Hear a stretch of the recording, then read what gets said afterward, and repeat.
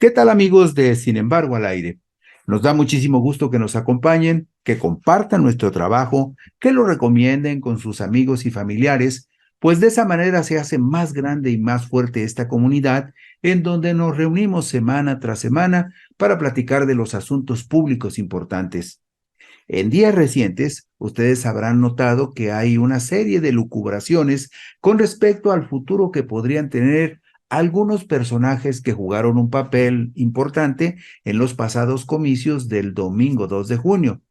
Personajes que, por otro lado, recibieron un profundo rechazo de parte de la mayoría de los ciudadanos de este país. Sobre ese tema hablaré con ustedes hoy en mi columna Puntos y Contrapuntos, que dice lo siguiente. Algún día, cuando estén sedimentados algunos hechos históricos, la patria agradecida les ofrecerá un sentido homenaje por la enorme contribución que hicieron al ayudar a liberar a los mexicanos de tres entes parasitarios en la vida pública del país. La democracia se los agradecerá luego de que se diluya en el tiempo el ominoso capítulo del cual fueron protagonistas tres políticos de muy mediana estatura y cuestionable calidad intelectual y ética, que tomaron por asalto las dirigencias de sus partidos para hundirlos en el descrédito y la ignominia. Sus intrascendencias, ligerezas y superficialidades fueron catalizadores perfectos para exhibir con toda desnudez y crudeza las más rancias y vulgares expresiones de la ambición política vinculada a los intereses de una oligarquía depredadora, nostálgica y corrupta, que como peso muerto cargó sobre sus espaldas Xóchitl Gálvez Ruiz, la candidata presidencial de la coalición Fuerza y Corazón por México, integrada por PAN, PRI y PRD, quien terminó agobiada también por la suma de sus propias mentiras, de sus fragilidades, de sus desatinos, de sus miserias y ocurrencias. Sin la muy valiosa colaboración de Alejandro Moreno Cárdenas, alias Alito, presidente nacional del PRI, sin la entusiasta cooperación de Marco Antonio Cortés Mendoza, dirigente nacional del PAN, y sin la fervorosa aportación de Jesús Zambrano Grijalva, administrador de las miserias que todavía arrastra el Partido de la Revolución Democrática, la mayoría del pueblo no habría podido hacerse un juicio más claro y certero sobre los signos despreciables que identifican a la política mercenaria, mercantilista y corrupta.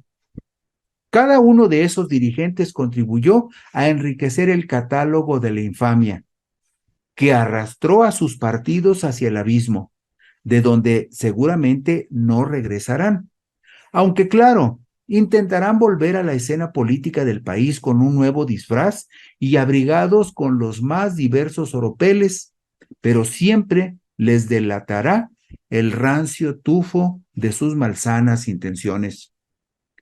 Alejandro Moreno Cárdenas ha sido el personaje más pernicioso y destructivo en la historia del Partido Revolucionario Institucional y será seguramente quien termine por sepultarlo, si logra en los próximos días su propósito de quedarse en la presidencia del tricolor 8 años más hasta el 2032.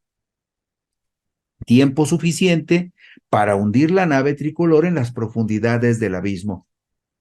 Hasta la fecha, durante su gestión, del 2019 al 2024, su partido ha perdido 11 gubernaturas y ha sido factor determinante para que 4.956.874 militantes, el 77.83% de la membresía, haya abandonado las filas del Partido Revolucionario Institucional durante los más recientes 5 años de gestión de Alito Moreno.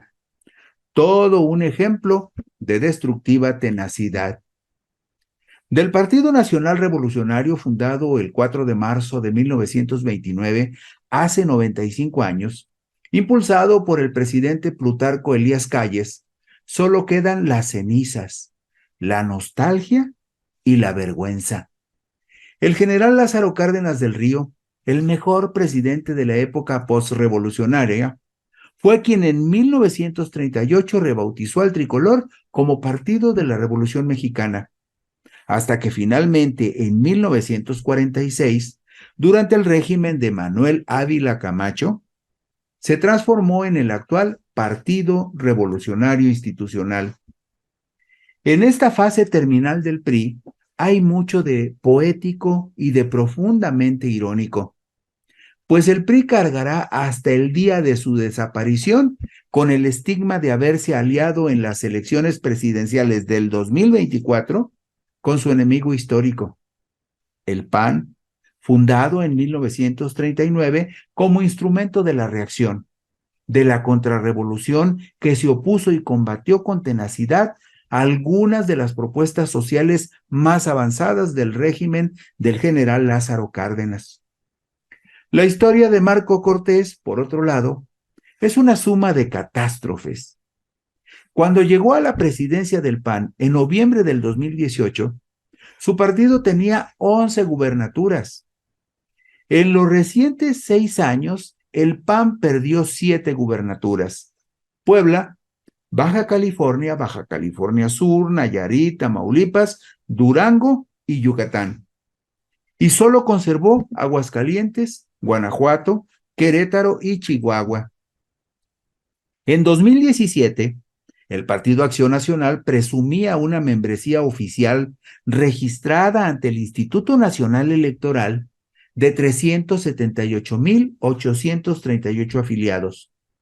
Y para agosto del 2023, los militantes formales del PAN ya solo eran 277,675.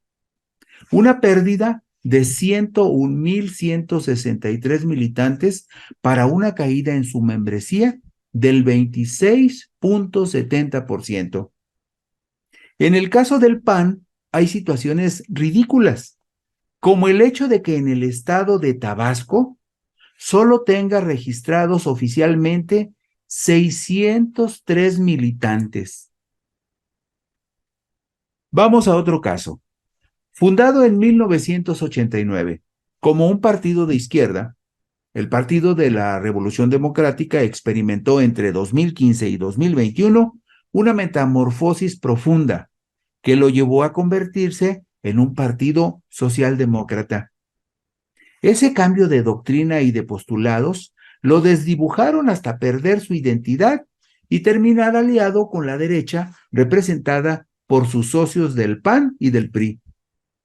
Cuando Jesús Zambrano Grijalva, actual presidente del partido, asumió su cargo el 29 de agosto del 2020, el PRD ya había perdido la emblemática jefatura de gobierno de la Ciudad de México en los comicios del domingo 1 de julio del 2018 y había sufrido duras derrotas frente a Morena en la disputa de las gubernaturas de Tabasco y Morelos. Las 2 gubernaturas que le quedaban al PRD, Michoacán y Quintana Roo, las perdió en el 2021. Heredero del registro del histórico Partido Comunista Mexicano, el PRD, convertido en un partido de izquierda socialdemócrata, terminará su historia más cerca de la doctrina social cristiana del PAN y de la posición de centro-izquierda que presume representar el PRI, muy lejos el PRD de las corrientes ideológicas que le dieron origen. En agosto de 2017, el PRD tenía oficialmente registrados ante el Instituto Nacional Electoral 5,254,778 afiliados. En tan solo 6 años, a agosto del 2023, la membresía del PRD se había reducido a 999,249 militantes, una caída del 80,98%, culpas que también se cargan a la cuenta de Zambrano Grijalva. La muerte largamente anunciada del PRD se concretará en 2024. En los comicios intermedios del 2021, cuando se votó en todo el país para la renovación de la Cámara de Diputados de la Federación, El Partido del Sol Azteca obtuvo el 3.64% de la votación nacional para conservar su registro, superando con menos de un punto porcentual el piso mínimo exigido por la ley, que es del 3%.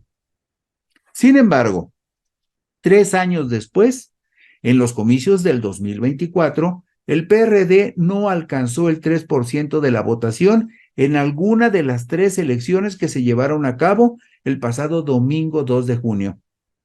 Tuvo el 1.86% en la contienda presidencial, el 2.27% en la disputa para senadores y el 2.43% en los comicios para diputados federales. Sí, la patria está muy agradecida con Alito Moreno, con Marco Cortés y con Jesús Zambrano. Sin su muy entusiasta y firme colaboración, el país no habría podido liberarse de una muy perniciosa fauna parasitaria que carcome las entrañas de esos partidos. Partidos que muy poco le aportan a la vida democrática del país. Gracias por la gentileza de su atención. Si les apetece, por aquí nos encontraremos dentro de una semana.